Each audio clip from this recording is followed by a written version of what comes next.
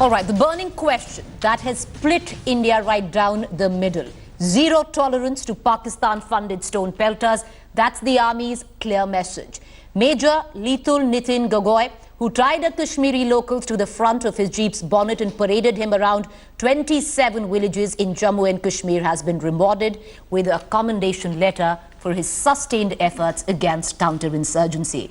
Clearly, this is where the divide comes in, because an outrage has also sparked over the government's advocacy of human rights violation. Actor Paresh Rawal demanded author Arundhati Roy to meet the same fate. Take a look at this report. Meet Major General Leetul Gogoi, stationed in the valley to counter terrorists. His claim to fame: Major Gogoi tied a Kashmiri local to the front of a jeep as a human shield to ward off stone-pelters, and carried him on the bonnet of his jeep around 27 districts of the valley on polling day. As outrage against the human shield Major continues to pour in, the army has now rewarded this officer. Major Gogoi has received the Chief of Army Staff's salutation, a commendation card for his sustained efforts on counter-insurgency operations, an honor only secondary to a gallantry award. As the government sends out a clear message that those who stoke unrest in the valley will only meet the establishment's iron hand, Gogoi's act has now found more takers. Taking a leaf out of Gogoi's book, actor turned BJP leader Paresh Rawal has now demanded that author Arundhati Roy too be tied to the front of a jeep. Her crime? Arundhati is known for her opposition to the Modi government policies. What's worse, Rawal seemed to have found supporters within minutes. Be loyal with us. But vindicated Gogoi still has many a hurdle to cross. He continues to face the army's internal probe as Kashmir continues to simmer. Is the government then going out a strong anti-terror message at the cost of procedures and human rights? Bureau Report, India Today. So the man of the moment right now is Major Gogoi, and he split the country down to the middle, with one believing that this timing is all wrong for him being awarded, and the other saying that this is the best thing that could have happened because there is a direct message that has gone down to the stone-pelters in Kashmir and anyone who has supported that. We're joined right now by Shailesh Rai, Director Policy, Amnesty International. We're going to cut across to him, but let's go across to Lieutenant General retired Shankar Prasad, former DG Infantry, Indian Army. He's also joining us live this morning. In the studio is Gaurav Sawant, Executive Editor, to give us perspective on the story. I want to come to you, General, first. General, what do you make of this? Do you think this is, the timing could have been wrong, or do you think this has happened at the right time? Major Gogoi thought out of the box, he saved lives in the bargain, and nobody was hurt.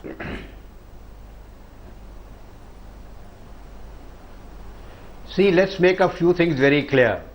First of all, we must understand what is human rights. Human rights is not getting people killed or killing people. Human rights is saving lives, precious lives of people. Right. That's one part.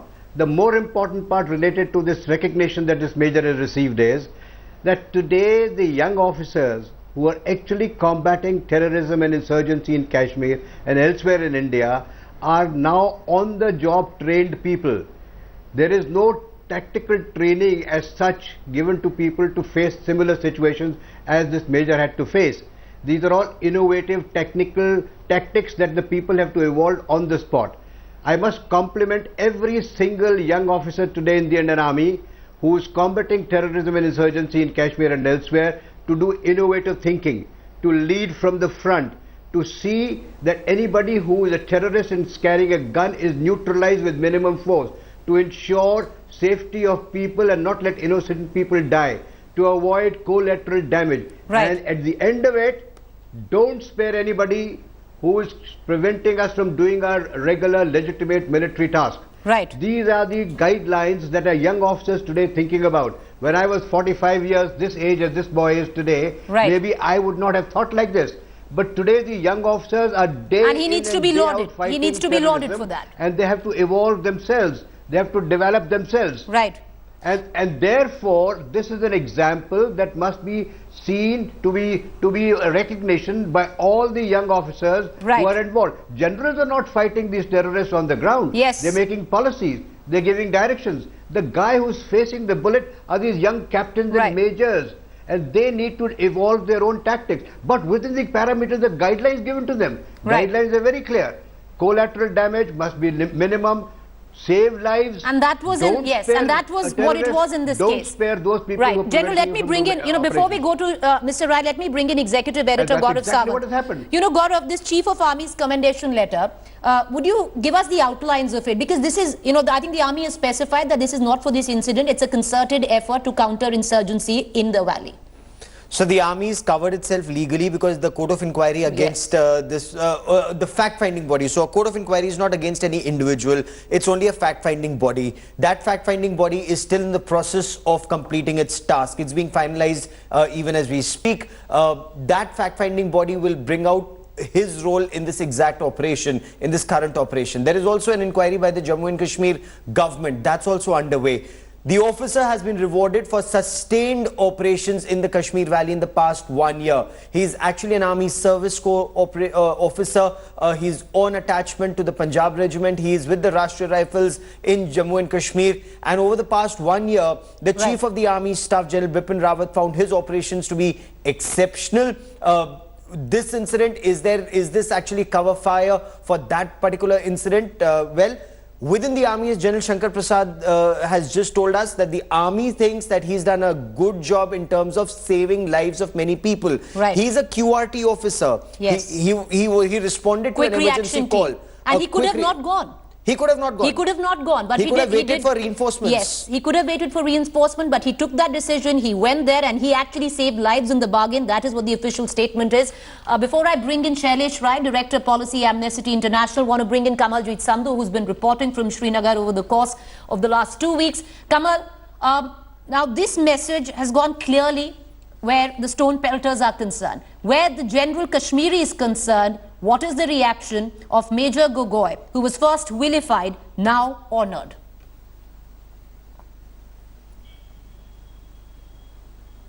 Well, Preeti, these have two repercussions. One is for the army, where there is clear backing of the army chief for the soldier and for the officers. So army, at a time where they have faced certain setbacks, even in South Kashmir at the line of control, there is a strong message that the army chief, that the government is behind the officer, and people who actually think out of the box. This is about quick thinking. This is about dealing with counter-insurgency. And they're saying this is one-off incident. The other part is whether this will create a greater ridge, a divide between the civilian and the army. This has been lowering, it's been ebbing for some time now. We've seen stone pelting incidents go up. There may be a downhill as far as the 1990s are concerned, where there were 2,000 militants, shrinking down to almost 200 in the valley. But what graph is really going up is about the civilian interaction and their own aggression towards the security forces, including the army. Many feel that this is going to send out a wrong message in the civilian population, who has now a feeling of hostility towards security forces, including the army. So this is going to have a wider repercussion, and just not the human rights activists. There could be hue and cry even in the valley. All right. Kamal's picking up that reaction from the valley there. So clearly, there is a certain section that hasn't taken it well, and that section also being represented by Shailesh Rai, Director Policy, Amnesty International. Mr. Rai, why do you feel that the timing may be wrong and possibly that Major Gogoi should not have been honoured? Look, let's just put this incident in perspective. Here is an act which has been condemned not just by human rights activists but by a range of actors. The Chief Minister of Jammu and Kashmir has said it is unacceptable. The former Chief Minister of Jammu and Kashmir has also agreed. We have retired army generals who have said that this will haunt the army forever. Lieutenant General D.S. Hooda, who was the head of the Northern Army until recently, said that this was legally impermissible. Okay. Here is an act which goes against national law, against international law, against the Army Code of Conduct. And so it is baffling that the army has itself chosen to reward somebody who is still implicated. Now, there is a presumption of innocence until proven guilty. I'll just finish this point. It Please, is now either the army thinks that the court of inquiry is not going to have any, is not actually going to find anyone guilty, and that may well be the case because we know that military investigations are not independent. Right. Or what's worse is that the army is actually rewarding a person who is still accused, who is going through a process of inquiry, who is going through a criminal investigation, and basically rewarding him for what is a human rights abuse. All and right. Here Now, I can just I want come to in? say that, you know, it is nobody's case that the army cannot use force in self-defense. Okay. Nobody is saying that, right? All right. Now, Mr. Rai, my humble submission, sir. When there is a threat to either army people or other people, they can use force. All right, Mr. Roy, you've made your point. My humble submission, sir. You know, why don't you tell us in the condition that Major Gogoi was, you know, when he went there, he responded. He's part of the QRT. He responded to that call. He went there. What were his options?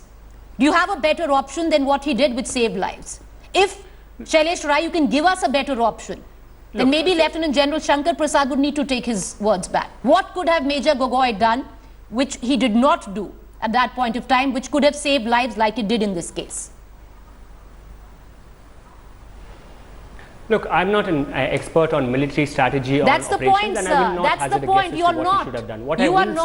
What I will say is that the army can use necessary. Let me answer his legal question, please. When required, and this is recognized in all international standards. This is recognized. Mr. Rai, you know what? Mr. Rai, once again, sir. Using firearms in self-defense. Let me just answer that question. What he has not done, what people have not done is actually respect. Mr. Rai, you know, Mr. Rai, you know, many would call it armchair activism. Oh, absolutely. Many would call it armchair activism. You know, to sit in studios, to sit in drawing rooms, and to debate this is a very different situation. So I asked you point blankly that what could have Major Gogoi done in the same situation? Did he have an option? And you didn't have an answer, sir. Let me bring in Lieutenant General Shankar Prasad, who wants to respond to you, and then we'll get in Gaurav as well. I think what the army. Yes, General, go in. Come in. Yeah, let me just answer one issue. Let me answer. No, this is a question which is a serious question.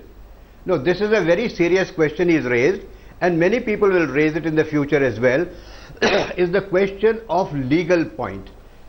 Was it legally supported? Perhaps not. What is the law of the land? It doesn't support such things. Then what happens? You see, we have an Indian penal code. We have a law in place. We have courts and judiciary. Now every act, take for example an act of murder. The court listens to the act of murder, the circumstances under which that murder has been committed. So there is application of mind to that law. The law is not applied blindly. There is application of mind. If there was no mind required, robots could do this court. Therefore, when you apply mind and say this murder took place because of this reason, an accused is not convicted. There are many cases and many cinemas that are made out of this. Right. Many of us, all of us are aware of it. Therefore, please remember, while law is certainly existing, nobody denies that. But what are the options? You couldn't answer the possible options. You don't have to be a great military thinker. What I'm trying to tell you, and I said in my first briefing, that army officers of this young age are trained to do minimum collateral damage. Yes. They are trained and mentally tuned to not kill innocent people. They are only there to locate terrorists and not spare them and kill them. They are going to kill them, not arrest them. Yes. Kill them because they got weapons to kill us. And all those people who prevent us from doing legitimate tasks of eliminating terrorists will also need to be dealt with.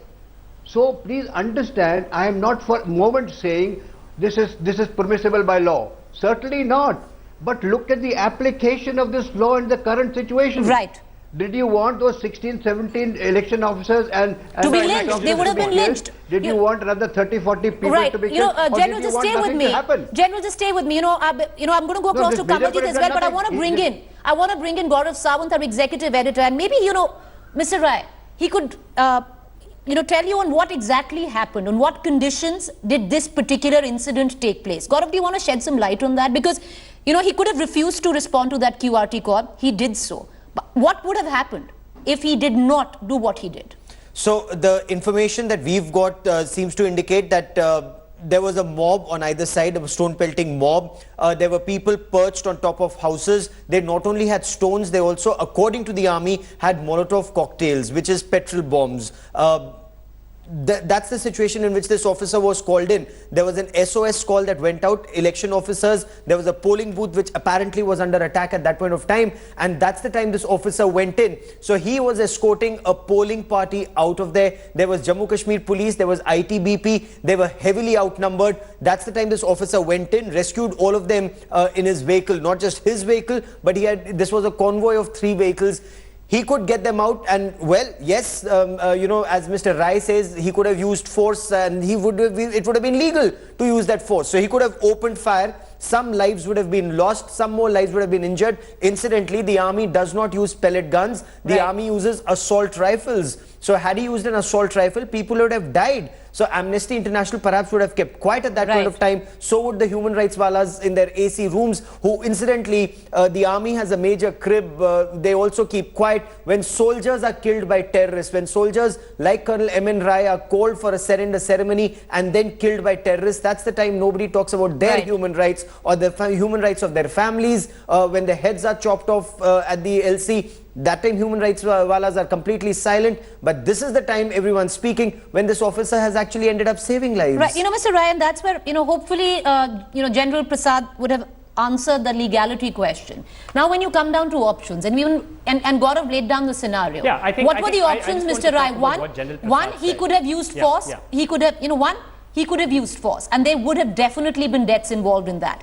Second, he would have chosen not to answer that QRT call and not gone at all. Possibly what would have happened is that the election officials, most of them, Gaurav, and you would know that, would have possibly gotten lynched. So those were the options in front of this gentleman, this major. Now, Mr. Rai, do you want to come in on that? Yeah, I want to reply to what the Lieutenant General said earlier about a criminal investigation being done and application of mine, and I think he makes a fair point. In this case, there is a criminal investigation because a person has been strapped to a jeep, has been illegally confined, and nobody seems to be talking about the rights of that person. We are all talking about the rights of the people, other people who were involved in the incident, but not of Farooq Ahmed Dar, who was strapped to a jeep and paraded for 27 miles. He's which safe. Is a crime. I think the only thing that has been hurt in the bargain is his ego and nothing else. Investigation. If I can just finish. Yes, please. If I can just finish. Yes, please. I would suggest that you send your reporter to actually interview Mr. Dar. And we found that he suffered severe physical injuries and mental trauma. There were no severe physical injuries, sir. That's point one. India Today reporter spoke to him. He still hasn't registered a police statement till date. He himself hasn't gone to the police till date to give out his statement. And Gaurav, was he a stone-pelter?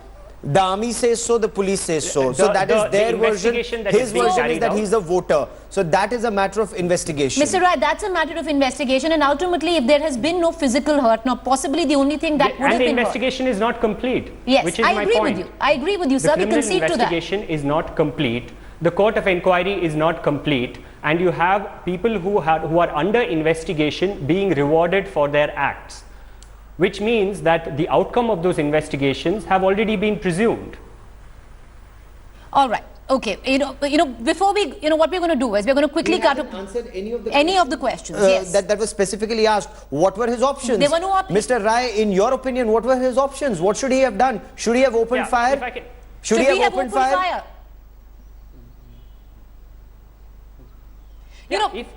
If army officers feel that it is in the interest of their self-defense or to protect the lives of other people, they are justified in using force to the extent necessary. Mr. Rai, that's where I want to come in, sir, and that's where I want to come in, because that's the fallacy of this argument. What they're not this is the fallacy of this argument, and tell me if I'm wrong. Mr. Rai, tell me if I'm wrong. Correct me, sir, if I'm wrong. Breaking the rule of law. Right. Mr. Rai, correct me if I'm wrong, because this is the fallacy of this argument, because at one end, you're saying that this gentleman in question who was strapped to the fender of this jeep is hurt, he was physically hurt, and why aren't we looking at that? On the other hand, there is Major Gogoi, who's actually saved lives in the bargain, because the only other option was that lives would have been lost. Ultimately, when we come down to human rights, which one is greater, Mr. Rai?